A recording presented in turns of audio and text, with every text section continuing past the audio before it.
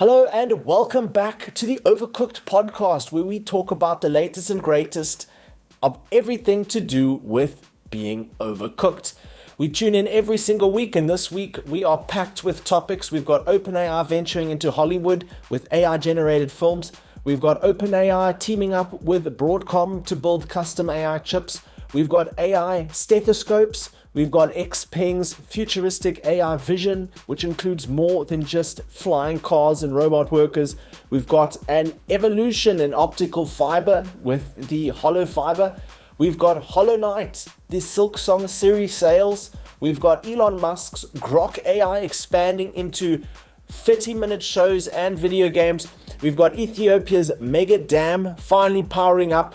We're also taking a look at Premiere Pro, MidJourney, and Runway updates that I think are worth your time sticking around for.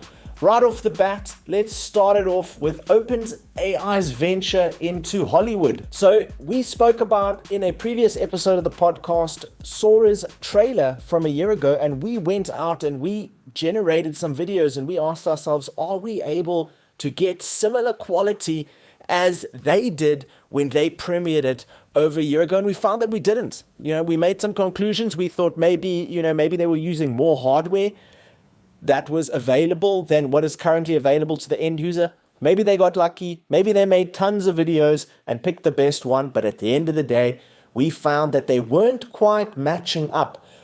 However, with OpenAI's announcement and their venture into Hollywood, we can expect something quite interesting. So OpenAI has partnered with Vertigo Films, a native foreign collaboration, and Vertigo is known for shows like Monsters and Bronson, which is a Tom Hardy film, and The Sweeney, which had some mixed reviews. And they're going to be producing a show, a movie, a full-length animated movie called Critters. And we even can see the Critters trailer playing in the background. And this actually, funny enough, this reminds me of what we saw in OpenAI's Sora trailer. But this is new. It's coming out soon. And I think, it kind of leads into what we were talking about, where it's like, could we see generative being used a lot more in films that we watch on things like Netflix and Showmax and Amazon? And if this show does very well, man, that will really set the precedent for what we can expect for shows to come. Now, I have watched the trailer, and some of it feels slightly off. And I think they're leaning on an art style that can maybe work. We've seen some crazy stuff coming out of Sora's trailer video and some of the stuff people are generating today. So I think they're going for a type of art style that's like this. But I am super kind of interested to see, where does this go? What can we expect from this in the near future? And I'm just going to be waiting and seeing. What they want to be doing here, which I think is quite interesting, is they have a goal of shortening a typical multi-year timeline into about a 9 months production. So Critters is essentially going to be debuting in 2026. Keep an eye open. Let's see what happens, right? It's a smaller team thanks to the AI. Or they're able to have a smaller team thanks to the AI. Who knows if they're actually going to go for a smaller team? But I'm watching this space. I want to see what happens, and I want to see, are we going to be watching shows on Netflix that have a lot more generative inside of them? That leads us on to our next topic, which talks about OpenAI teaming up with Broadcom to produce their own custom AI chips. We heard about them setting up a gigawatt factory in India, up to $500 billion funding pending, and this is part of that movement. Essentially, OpenAI wants to partner with Broadcom to produce their own custom AI chips to reduce their reliance on NVIDIA, other hardware manufacturers, so that they can have more independence, right? They use AWS services and they use other cloud-based solutions to provide the necessary processing that we use every single day, interacting with ChatGPT and using Sora and doing all of those things. So being able to go and partner with someone like Broadcom, which is going to be produced by TSMC and mass produced around 2026, allows them more control over cost and performance of their models. And it's part of a greater initiative that they have. Wait and see what happens. How will NVIDIA react? How will some of their partners react? That's all to be seen. But this was reported on the 5th of September. And as they said, we should start seeing this mass production start around 2026. Next, we're taking a look at AI stethoscopes, which were a surprise to me. I didn't think we were quite there yet, but as you see, we are moving quite quickly in this space. And essentially what it is, if you don't know what a stethoscope is, it's what doctors use to enhance the audio coming from your heart so that they can hear for any conditions or spot any problems and then continue the diagnostic process. And we can see there are, various designs for this, but a company by the name of Echo will essentially be where these devices are able to be purchased, and they're marketing, cardiac care in seconds. Apparently, it'll be able to detect, heart conditions, things like heart failure, valve disease, arrhythmias in under 15 seconds. And it can be used as a tool for doctors. Of course, we want to go to the doctor and we want to hope that they get exactly what's wrong and they know everything, but it's not always the case. And I think being able to use AI to detect things that might have been missed can be an absolute essential. If you're the person who's been to the doctor, who's had some serious issue, just go undetected and potentially avoid the ability to catch it early. And that's what we're seeing here with Echo and their AI stethoscopes. Absolutely overcooked. Up next, we're taking a look at XPENG's futuristic AI vision. They're envisioning the flying cars, robot workers type of scenario. Obviously, they're focusing on autonomous driving, but not only that, they want to have autonomous flying vehicles, humanoid robots, right? And I think that's really crazy. They're not just focusing on vehicles now. They're trying to diversify that portfolio beyond just cars, positioning themselves as a mobility OS company with a whole ecosystem of mobility solutions. If you don't know who they are, well, they recently had a big event called the IAA Mobility 2025. It was on the 8th of September. It was in Munich, Germany. And this is essentially where they promoted this vision that they have. So if you're interested in finding out a little bit more about it, I suggest you go and watch it. It's quite long, but they feature all of their latest technologies. They talk about what they're planning to do, how they're planning to expand. And the car looks fantastic. I think Tesla's in a bit of trouble just because there's a lot of competition coming out now. It's different than a few years ago, and these people are serious about what they're trying to do. But the expansion, the ecosystem expansion, I think is a major part of this process. And, the idea of not just selling cars, selling a full suite of advanced mobility tech is essentially where we see XPENG's movements into the future. And, 2026 is going to be exciting. It's going to be highly competitive. And I'm just waiting on the sidelines with my popcorn, waiting to see what happens. Next, we're taking a look at the revolution in optical fiber. A record low signal loss has been achieved. This was published in Nature Photonics on the 1st of September, and it features the advancements in the hollow core optical fiber.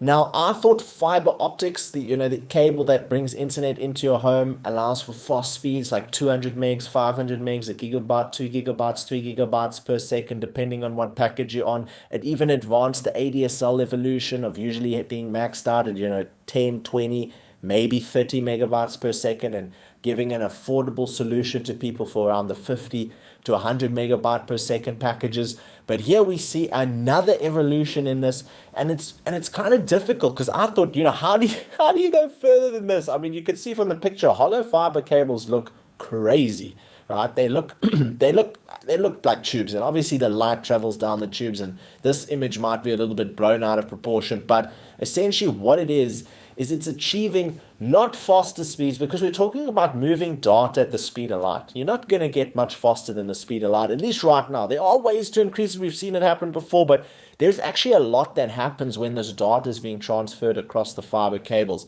There's signal loss, right?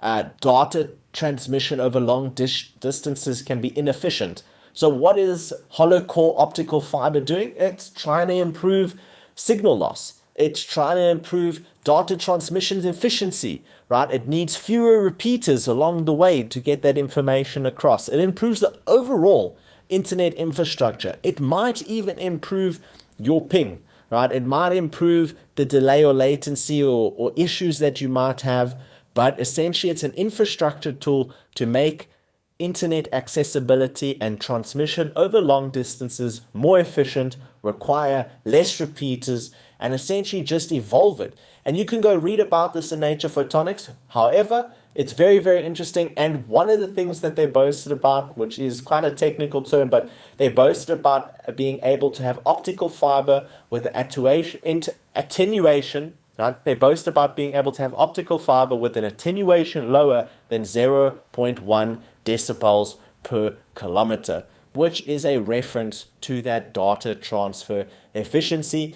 And I didn't think fiber could get any more impressive, but it just keeps on giving. Speaking of keeping on giving, developers for the Hollow Knight Silksong game experienced a massive success on their game launch, which was on the 4th of September. It's the biggest online video game launch for an indie game, which crashed stores on Thursday as they struggled to deal with this high demand for Hollow Knight Silksong, which apparently was one of the most anticipated games of the year. And what makes this extremely interesting and extremely impressive, the fact that it caused this major congestion on storefronts like Steam and Nintendo eShop, was the fact that they're an indie game. You know, indie games are usually much smaller communities, but when you launch an indie game and you cause this congestion and you sell millions of copies in just a couple of weeks, it signifies an unusual event, which makes it even more impressive. It shows the strength of the community and how well the developers built the anticipation from the first game, because this is a sequel. So what they did and what they built and what they provided for the first game was really good. And then how they marketed it, how they shared the message and how they created anticipation for the second game, very well done. And a hat off to them.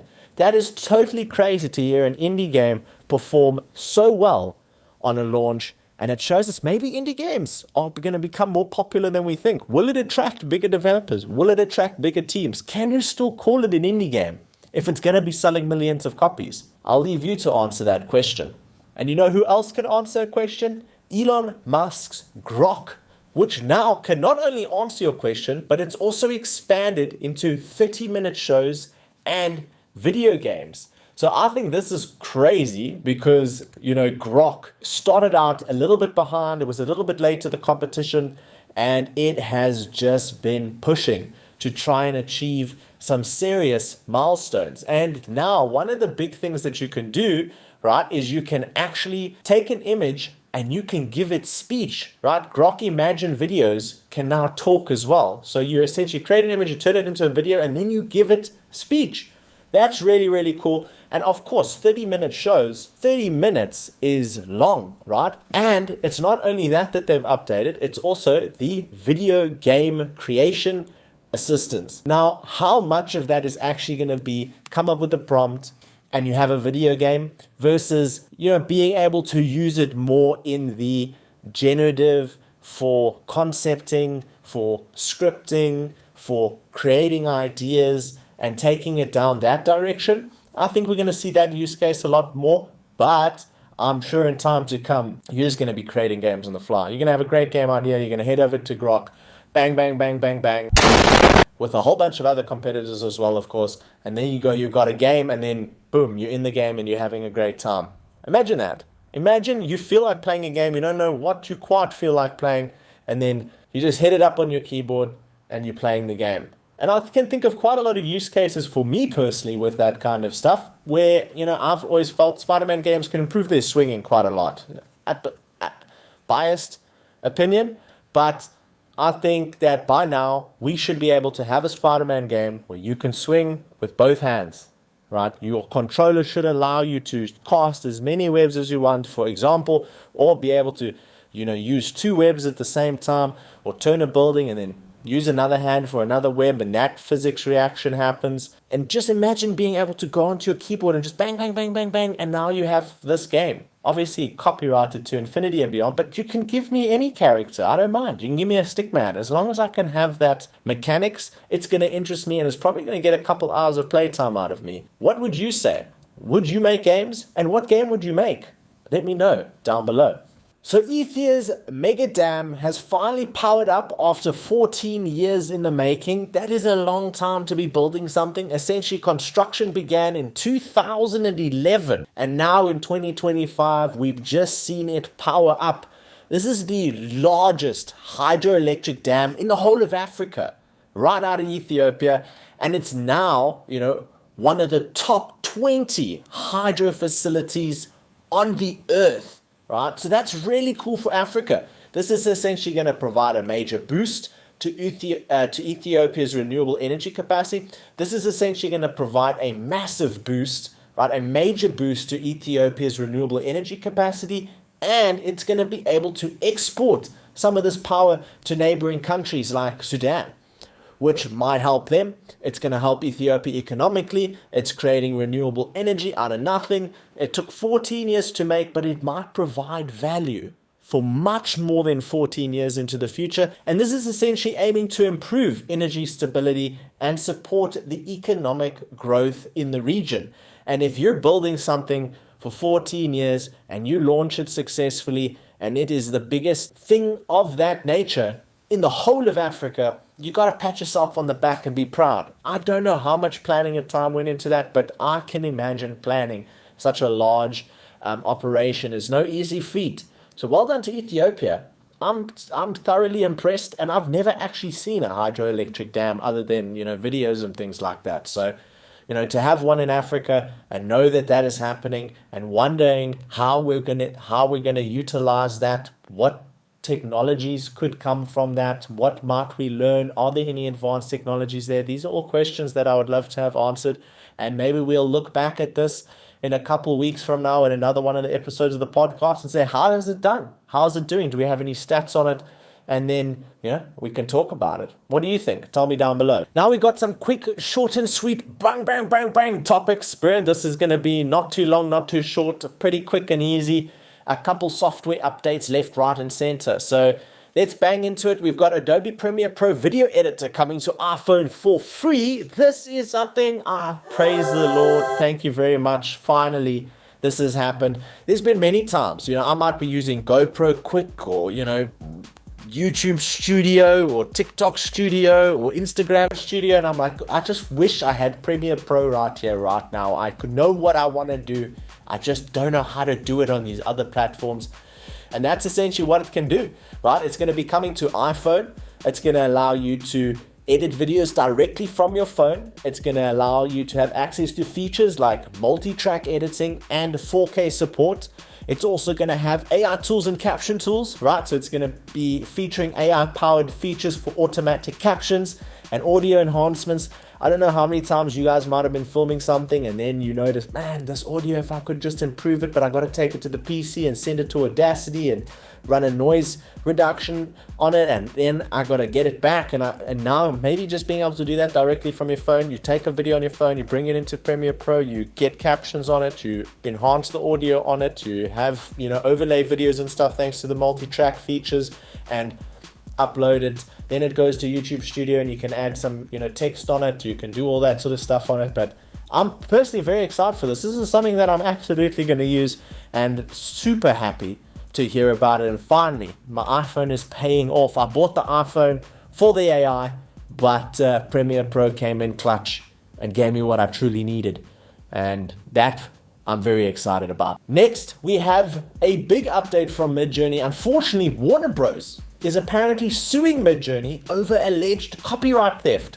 So, hey, that's not good, eh? Training AI on copyrighted material without permission is the basis of this lawsuit. And it's a tough place to navigate, because how do you control every single thing that is used? And my personal question about this when I saw this, well, where does the line between fan art and copyright content get drawn? It could be easy for fan art stuff. Something can be inspired by something from Warner Bros, but not be directly related to Warner Bros itself and end up being something that's trained on.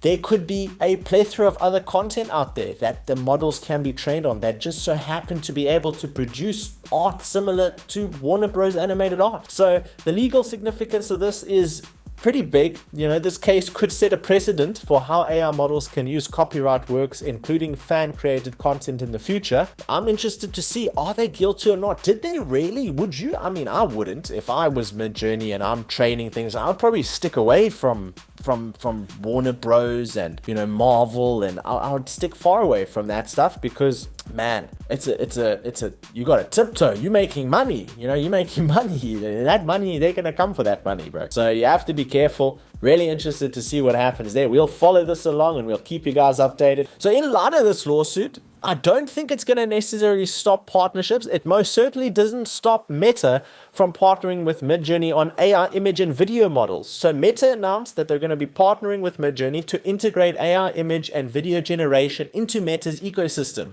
Essentially like how Figma integrated some of GPT's tooling in there, and how, some of these other platforms have integrated already available AI technology into their ecosystem in order to provide an end user service which may or may not actually be known as using these other technologies. I think Photoshop did it as well.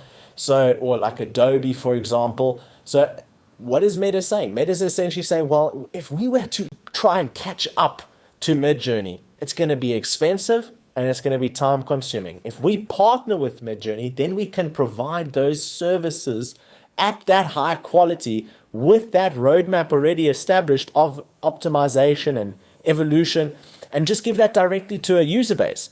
And what does MidJourney say? Well, anybody who's not using MidJourney as a product that is actually, it used to be very much more complicated to use because you'd have to have a Discord account, you'd have to chat to a MidJourney bot in order to generate stuff. Now they've got a bit of a better web application kind of ecosystem, but all the people that aren't on MidJourney, that are on Facebook, are going to get exposed.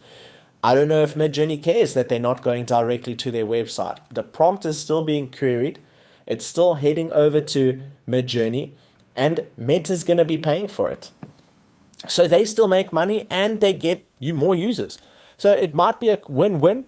How exactly something like the Warner Bros. Lawsuit might affect that trajectory is unknown. But we know that it's still going through and nothing has slowed it down so far. So, only one thing we can do, and that's just wait and see what happens. Moving on to the next topic, Runway is now looking to robotics. So Runway is known for generative video and world models, and now they're building a robotics automation focus division. Right? They want to adapt Runway's world models to robotics, autonomous vehicles, and industrial use cases. That is a big move. So why does it matter, right? Well, expanding Runway beyond media entertainment to physical robots is a good business move. They might have learned some stuff along the way that they think is very practical.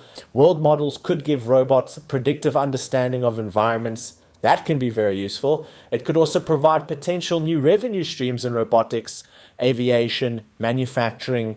Who knows where it could exactly go, but it highlights the convergence of generative AI and real-world automation. And I didn't expect Runway to take that move first, but they are. That's very interesting. And they're not the only ones making moves. 11 Labs is rolling out AI music generation for commercial use. So 11 Labs also well known for other various models, but now 11 Labs has launched AI music generation, claiming it's cleared for commercial use. So users can now generate original tracks, including synthetic vocals and lyrics. And apparently, from a legal strategy perspective, they've signed licensing deals with Merlin Network and Cobalt Music Group. Right? Artists can opt in to allow training data use. So it's the first major AI music product to proactively secure rights deals, unlike Suno and Udio, which currently, might not have that same kind of framework. So it opens new revenue streams for artists via licensing and revenue sharing. Could it work? How well would the sound? Generate some and let us know. And if you're at all interested, let us know what you might want us to try and create. Have a cool idea, we'll hit it up and we'll come back at it like a bad habit on the next podcast. And that, my friends, is the end of the Overcooked podcast for today. It's been an absolute pleasure joining you guys again and riffing it back and forth. If you haven't already, hit that subscribe button. But most importantly, just tune in next week for the next episode. And we will be right back at it. Have a great rest of your week, guys. See you guys next time. Bye-bye.